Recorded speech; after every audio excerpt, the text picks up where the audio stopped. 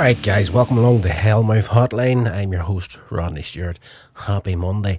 Though you could be listening to this at any time, so it could be happy Tuesday, Wednesday, Thursday, Friday, Saturday, Sunday. We're going to get into a little chat on Buffy the Vampire Slayer in this one. And as always, if you've never checked out the show and you don't want me running it, do not listen to this podcast. So there you go. There's somebody running a podcast telling you not to listen to their podcast. It's not something that you normally hear. But yes, spoilers ahead.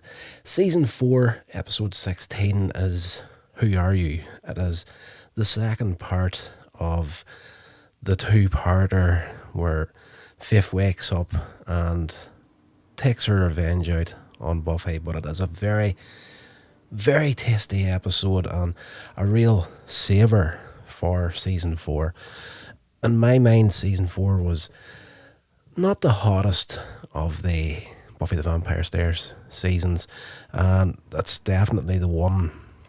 Like, I kind of struggled through season 3 originally, and I definitely fell out of season 4 with the whole initiative storyline. I just didn't take that at all, and for one reason or another, it just didn't hit home that season. And there was apparently some things happening on set with actors leaving that threw the storyline out of whack.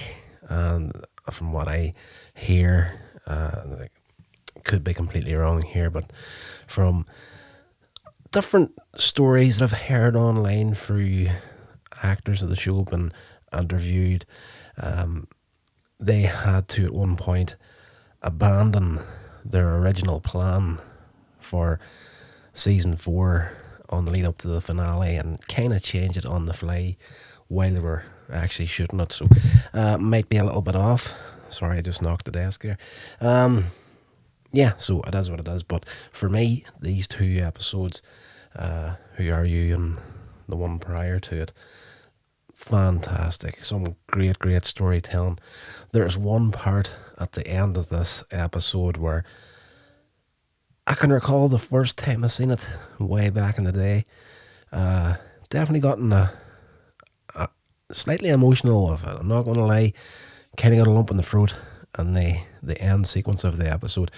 But we'll get to that in due course. So at the end of the last episode, of course, Faith pulled this gadget on Buffy and switched their bodies, essentially. So she's done by Joyce while Buffy and Faith's body is carried away in an ambulance, and Buffy is kind of coming around at this point and sees herself staring at herself.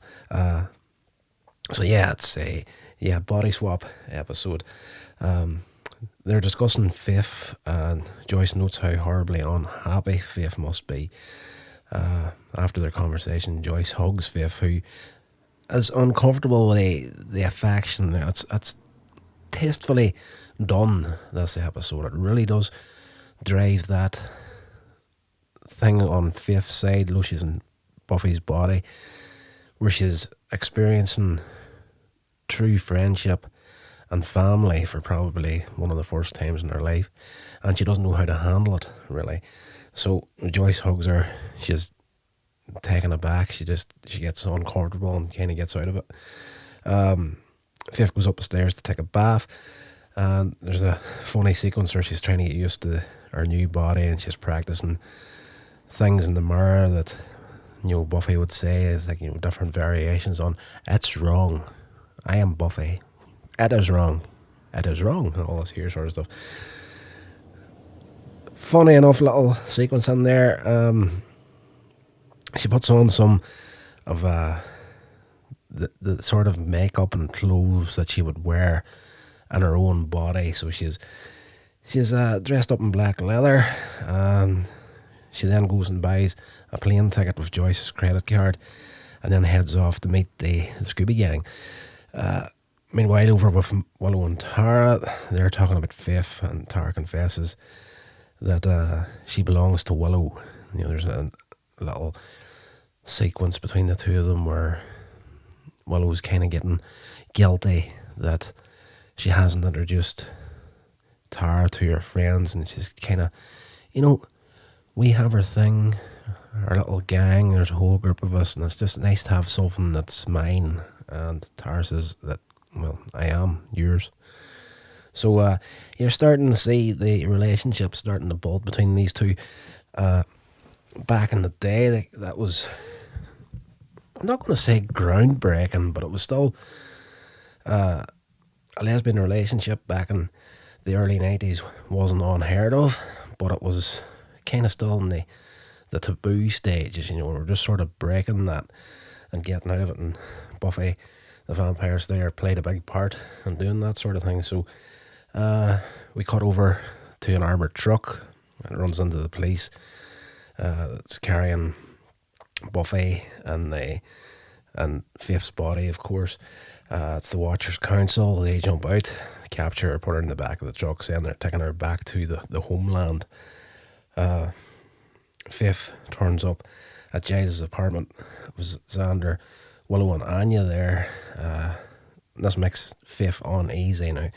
When I say Faith, she's in Buffy's body. Keep that in mind if you've never seen the episode. She's got no idea who Anya is, so there's a few moments in this episode where she's seeing people she knows, but then there's somebody in the crowd that she doesn't know, and she's kind of been careful on how she speaks. Faith happily tells the gang that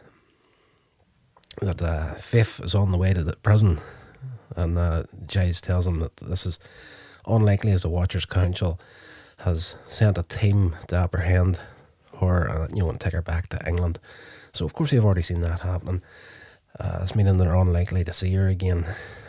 Faith is happy enough with the news and celebrates by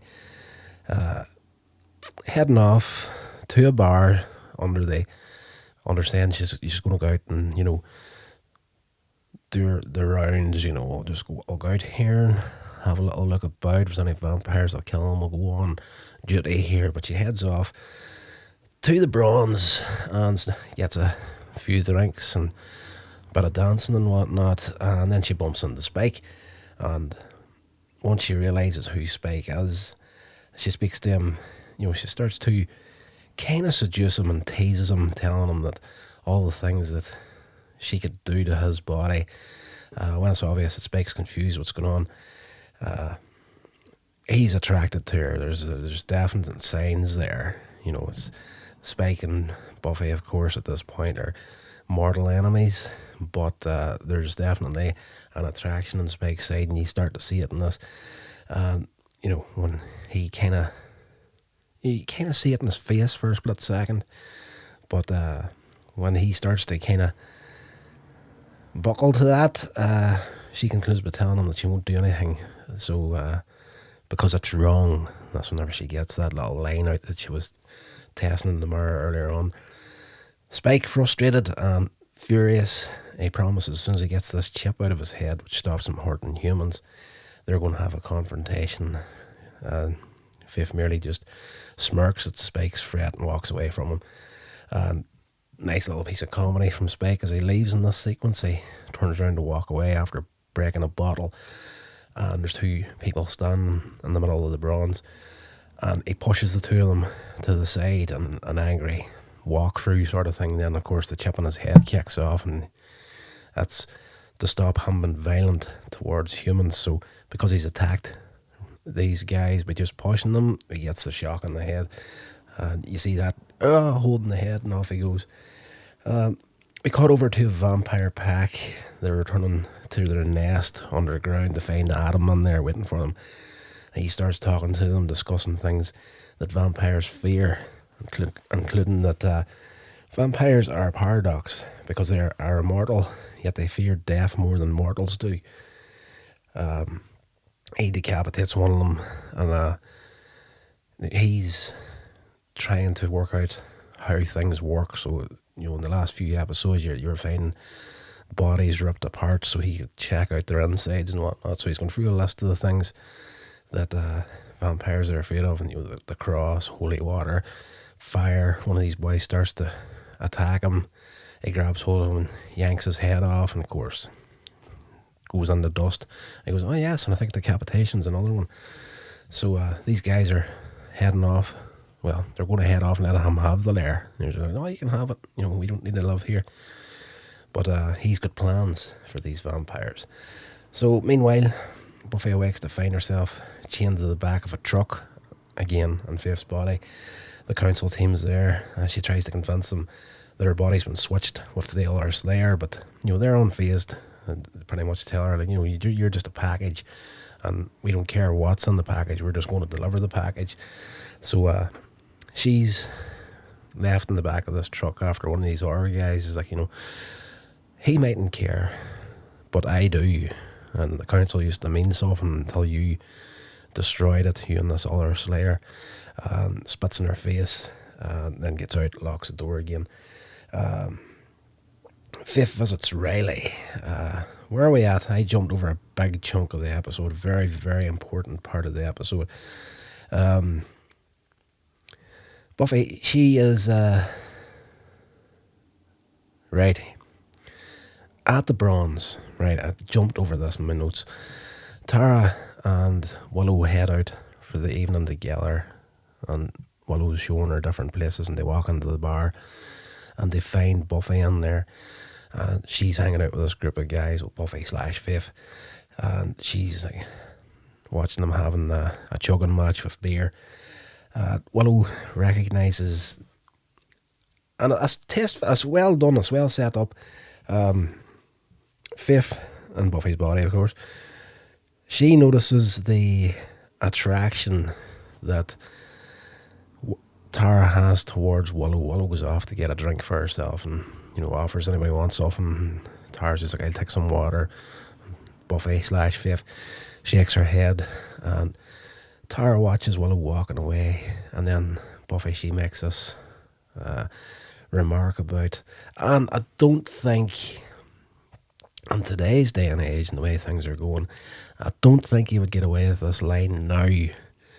But she recognises Tara has an attraction to Willow, and she's like, so Willow's not driving stick anymore. Of course, referring to her being with a woman instead of a man. So, it is what it is, but she makes Tara that uncomfortable that Tara wants to leave.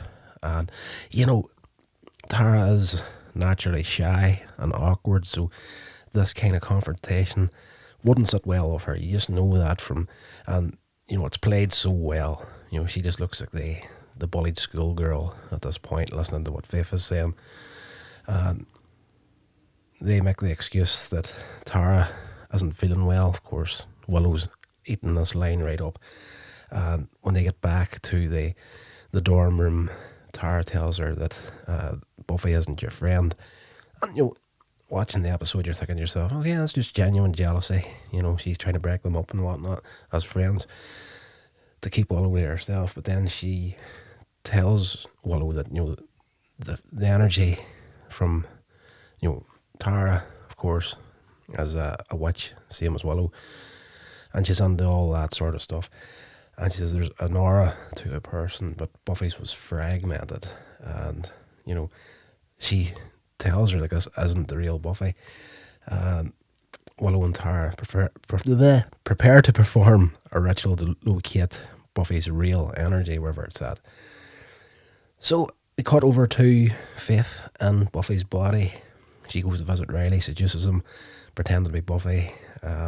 She's overly sexually provocative, as Faith usually is, but she's surprised to find that Riley isn't interested in games, and she gets angry. She's going to walk out at this point, but he said, I don't want to play games. He wants to do the gentlemanly thing. He wants to make love to her. Now again, this is something that Faith isn't used to. She's just used to taking what she wants when she wants. If she wants a man, she's just going to grab him, hold him down, and just do their dirty, and off you go. And this is what she was hoping for in this moment. Whenever he comes at her with genuine emotion, it kind of throws her off again. At one point, whenever they're in the middle of making love, they say, she freaks out. And it's little moments like that throughout the episode where you're starting to see the genuine kind of psychological disaster that Faith is at this point. She's broken from the inside, and you're starting to get to see that more and more as the episode progresses. So in the morning, Riley tells Faith that he loves her during it as well, so that freaks her out even more. In the morning, she attempts to leave quickly before he wakes up to catch a flight to head off, but ends up having a confrontation with Frost, one of the other initiative members. He's concerned about Buffy's influence over his friend. Meanwhile, over with Adam, he's talked these vampires around. He's completely won them over, the whole gang, and they pledge their loyalty to him. And he tells them they will announce his presence and decides to send them to what they fear the most, which we find out a little later on as an actual church. Cut over to the council team again. The team realises that they'll not be able to get the Slayer to England. They decide to kill her instead. Buffy's prepared for this, and she manages to get one of the guns off and breaks her chains, shoots out the locks, then jumps into the driver's seat and leaves with the armoured truck, leaving these guys stranded. Cut back to Faith. She's now at Sunnydale Airport. She's got the ticket in hand. She's ready to leave town. Boarding pass, the whole works. She's waiting for the plane. Cut over to Giles. Buffy turns up. Again, Faith's body, Buffy inside. So she lands at the house and she struggles to convince him the truth about the body swap, but she reminds him about his stint when he was turned into a demon, and about the relationship that he had with his mother, stuff that was said and whatnot. And she's like, "Do you need me to go any further?" And he's like, "I hope you won't." So he knows it's her at this point. Willow and Tara arrive. Tara been introduced to Buffy properly, kinda properly, saying this is Faith's body, but Buffy's in there. So they're getting ready to go through the whole rigmarole again of I'm Buffy stuck in Faith's body, but they already know what's happening. And nice little bit of time saver in the episode. They've carried out their spell. They've worked out that it is a body swap. And they've come up with a catra that will switch Buffy and Faith back the next time they make contact. It's this little glowing orb in a box, essentially. Giles gets a call to turn the TV on. They learn that these vampires have a group of hostages at a church over at the airport. We see Faith. There's a TV on there as well. And despite the fact she was about to get on a plane to leave, she decides to go and face the vampires instead. So you're starting to really see the struggles that this girl is going through coming up towards the end of this episode. She was home free, getting on a plane to leave the country, seconds away from getting away with a new body, a new start, and leave her past behind. But off she goes, and a real twist that you weren't really expecting to see in this episode. So cut over to the church. Riley's controlled the situation of the police, and he meets Faith at the entrance, and he wants to help, and she's wondering, how did you get on scene so quickly? And he's like, I was just late for church. So the solid gold good guy, essentially. She tells him to stay outside. At this point, Buffy, Giles and Willow turn up. They're outside the church, so Faith inside Buffy's body is inside the church, about to take on these vampires, and Buffy inside Faith's body is outside the church at this point. So Faith challenges the vampires. She quickly dusts two of them, and one of them gets the upper hand on him.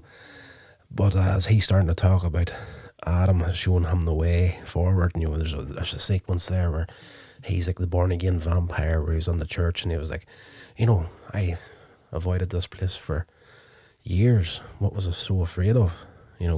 Whereas I thought God was supposed to be in here. Where's he at? Sort of a thing. So he's gone through the whole rigmarole, big speech sort of thing. He's got Faith in the back leg.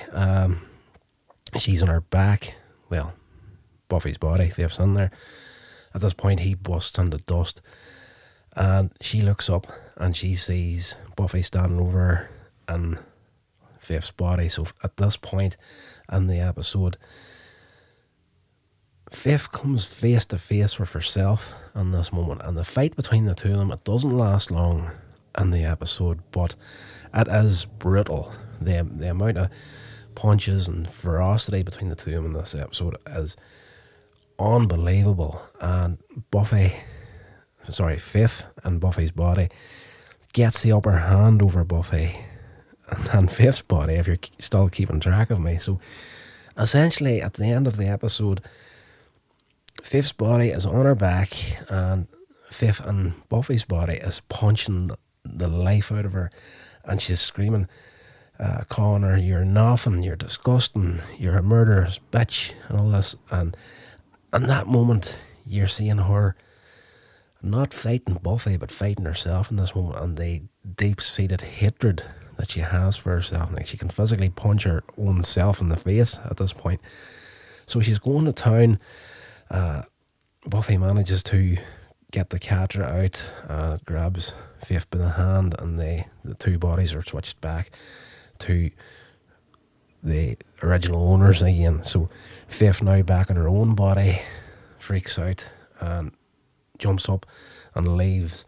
And the last you see of Buffy in the church, she's standing there with tears in her eyes, and in that moment, those weren't her tears, those were Fifth's tears. So for me, in that final moment, did Buffy get any kind of realisation of what Fifth's truly going through?